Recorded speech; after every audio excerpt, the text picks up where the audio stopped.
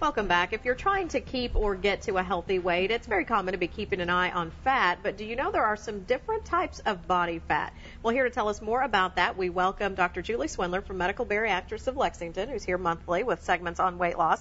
And this is a really interesting topic because most of us, we see what we identify as fat and want to get rid of it, but there are really some differences in the type of fat that you have in your body, right? There really are, and it's good to know about it because you need to know if you're at risk and what you can do about it. But the two main types there's subcutaneous fat and then there's visceral fat.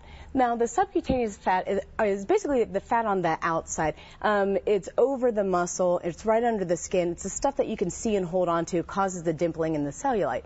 That's actually the not as bad fat. The real bad one is the visceral fat. Now, this is the stuff that's inside the abdomen.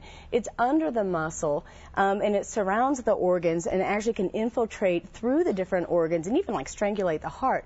This is the bad stuff that causes an increased risk for coronary artery disease, for high cholesterol, for even stroke and diabetes and even sudden death. So that's the part that we want people to be decreasing, watching for, and trying to eliminate as much as they can. Now, the irony in this is that as most of us will focus on the cellulite and that subcutaneous fat that we worry about our appearance, but the visceral is really, as you said, what can put your health at greatest risk. How do you know that you have visceral fat? Because that's not going to show up in a bathing suit, right? That's exactly right. And you know what? A lot of people think that I only am working with people that are known to be, obese or morbidly obese or overweight. And the truth be told, visceral fat can happen to anybody, even if you're normal weight or if you're even underweight.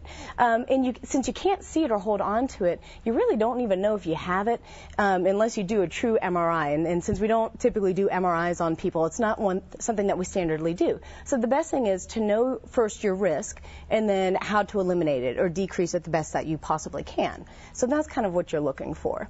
What are some of the things that put you at risk? Is this, like so many things, genetics? Could that be a factor?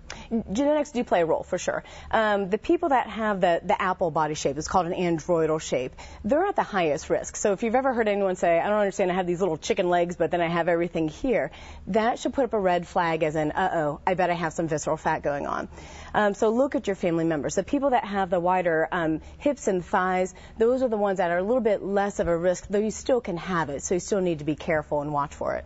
And is there anything you can do to get rid of visceral fat and improve your chances for healthier living?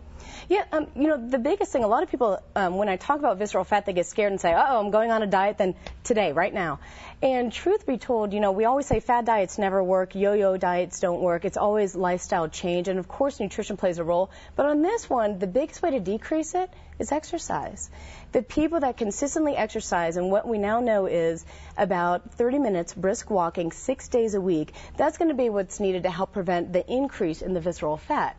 Whereas you do have to go a little bit further if you want to decrease it. But the bottom line is, although visceral fat is very dangerous to our health and is one of those sneaky little things that we can't always see, it is reversible, it is fixable, but you got to do that physical activity. So with it being beautiful outside this weekend, this is a perfect opportunity to say, I'm going to go outside and I'm going to do something about this. So that's what we encourage you mostly to be doing today. Well, great advice and information as always. Thank you so much, Dr. Swindler, for being with us. And if you're interested in learning more about any of the services offered through Medical Bariatrics of Lexington, you see their phone number and website listed there at the bottom of your screen.